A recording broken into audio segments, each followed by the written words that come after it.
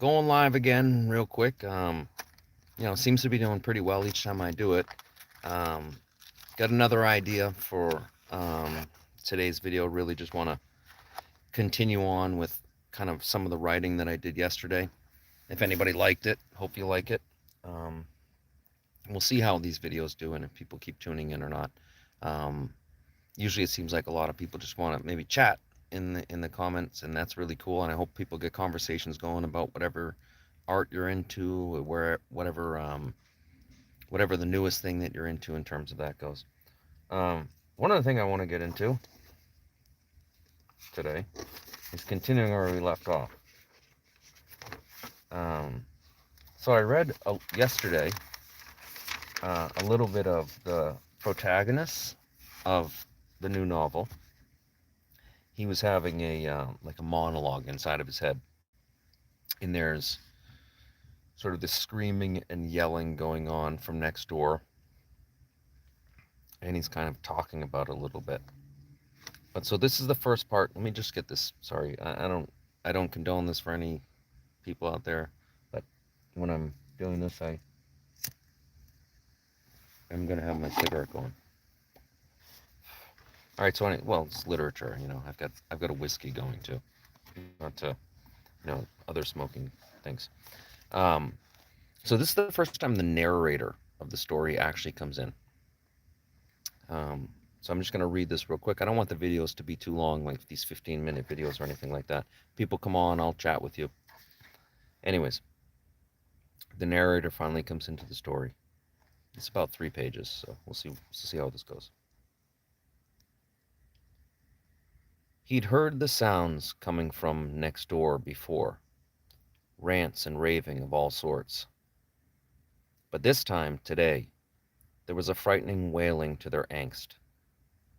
In the deciphering of it all, the message became clear. The beautiful daughter of the stranger in the next apartment up the hall had perished. He had seen her a few times over the last few years, coming and going to visit his neighbor.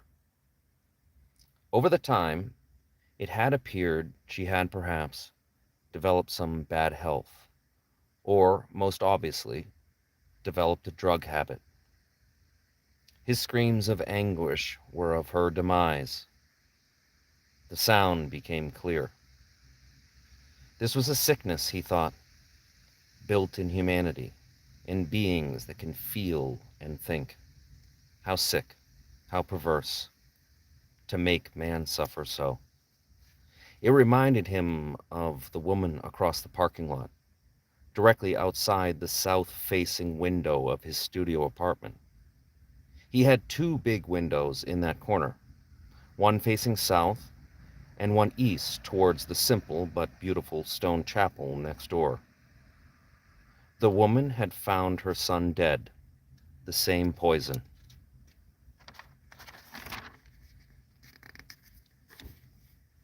She had screamed throughout the night, only 2 discernible phrases of 4 total words. My son, and my son is gone. This sound still echoed in his ears somewhere, maybe in the back of his mind, like the band that had been playing in the park next to the chapel the night he officially moved in. It was a school band practicing a jazz-inspired number, and he had taken the moment to breathe it all in, a sense of freedom, accomplishment, and beauty ringing through the streets. Since then, things had only gotten darker, and his work had gotten stranger.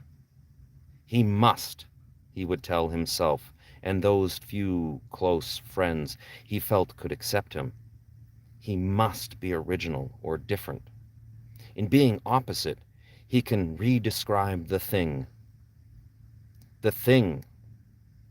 It was the thing that he would focus on. What it is, and what meaning there would be.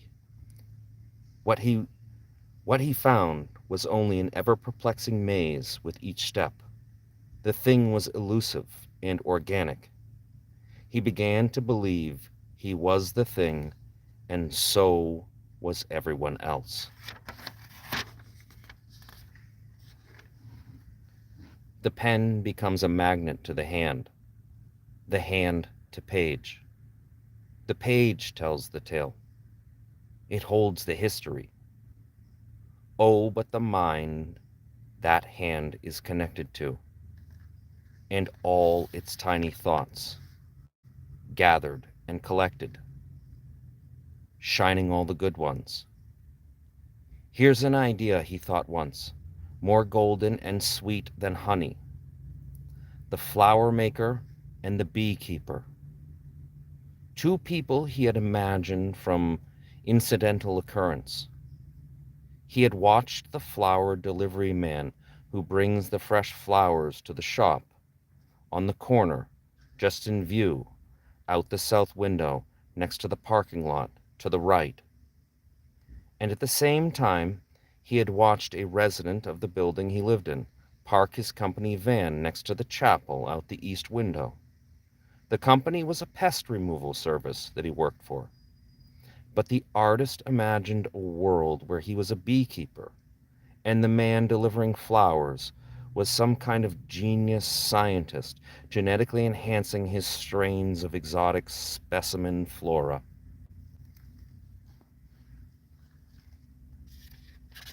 That's it for right now, folks. Hey, everyone that's tuning in. Appreciate all your comments and likes. Who do we got here? Mateus, Lily, Ghostface, Eli. Yeah, shout out to the Fayetteville High School football team for sure, man. Good luck this season. Good luck. Playoffs must be coming up, I guess, or you know, that time of the year. You guys get cold weather games there? I don't know. Games are getting starting to get cold up here in the Northeast.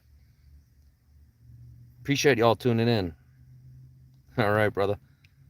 Nice, man. Good luck this season. Shout out to Fayetteville High School football team. Hope you guys have a great season. Thanks everyone for tuning in. Appreciate y'all. Thanks for listening, and you know, uh, you got it, brother.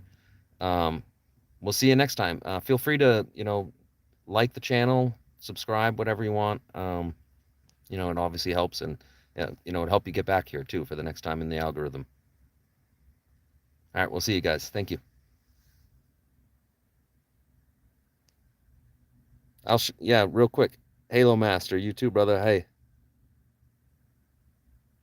before I log off, everyone that's commenting, appreciate you. Thanks, y'all. Hope you have a wonderful evening. Well, it's evening where I am, wherever you are. Hope you have a great day, evening, and we'll see you next time.